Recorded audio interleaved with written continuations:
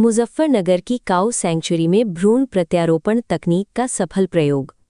मुजफ्फरनगर के पुरकाजी विधानसभा क्षेत्र के तुगलकपुर कम्हेड़ा गांव स्थित काऊ सैंक्चुरी में गोवंश संरक्षण और बेहतर नस्ल तैयार करने की दिशा में एक महत्वपूर्ण सफलता सामने आई है।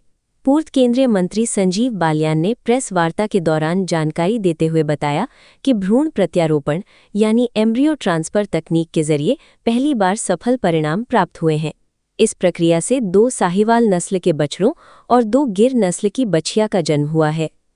साहिवाल नस्ल के दोनों बछड़ों का नाम हीरा और मोती रखा गया है, जबकि गिर नस्ल की दोनों बछिया का नाम नंदिनी और पद्मिनी रखा गया है। बताया गया कि ये प्रयोग देश में इस स्तर पर पहली बार जमीन पर लागू किया गया है और इसे पशुपालन क्षेत्र में नई शुरुआत के तौर पर देखा जा रहा है।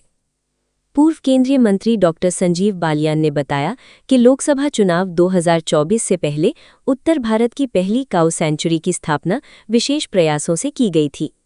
इसका उद्देश्य बेसहारा गोवंश को सुरक्षित स्थान उपलब्ध कराना और किसानों को आवारा पशुओं की समस्या से राहत दिलाना था। वर्तमान में इस सैंक्चुरी में करीब 4000 गोवंश रखे गए हैं। उन्होंने कहा कि यहाँ आने वाले कई पशु बीमार या कमजोर अवस्था में होते हैं। उनका उपचार और देखभाल करने के बाद उन्हें भ्रूण प्रत्यारोपण तकनीक के लिए तैयार किया जाता है। इस परियोजना में भारत सरकार, NDDB, हरित प्रदेश कोऑपरेटिव और निजी संस्थाओं का सहयोग मिल रहा है।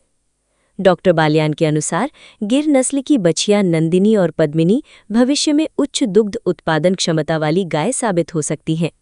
वहीं साहिवाल नस्ल के बछड़ों हीरा और मोती को आगे सीमन प्रोडक्शन के लिए NDDB को भेजा जाएगा, ताकि बेहतर नस्ल तैयार करने में उनका उपयोग हो सके। उन्होंने ये भी बताया कि इस परियोजना के तहत करीब 500 भ्रूण प्रत्यारोपण किए जाने की योजना है। इसके अलावा कुछ गायों में सेक्स सीमन तकनीक का भी उपयोग किया जा रहा है, जिससे अधिक संख्या में बछिया तैयार की जा सके। प्रेस वार्ता में उन्होंने कहा कि इस पहल का उद्देश्य बेसहारा गोवंश का बेहतर उपयोग सुनिश्चित करना है, ताकि पशुपालन क्षेत्र में नई संभावनाएं विकसित हो सकें। साथ ही काऊ सैंक्चुरी को आत्मनिर्भर बनाने के लिए गोबर आधारित CBG प्लांट की योजना पर भी काम चल रहा है। इसके लिए आवश्यक अनुमति मिलने के बाद गोबर से CNG उत्पादन की दिशा में भी कदम बढ़ाए जाएंगे। प्रशासन और संबंधित संस्थाओं का कहना है कि इस तकनीक के सफल परिणाम आने वाले समय में अन्य गौशालाओं और पशुपालन परियोजनाओं के लिए भी उपयोगी साबित हो सकते हैं। अधिकारियों ने पशुपालकों से आधुनिक तकनीकों के प्रति जागरूक रहने और सरकारी योजनाओं का लाभ लेने की अपील की है।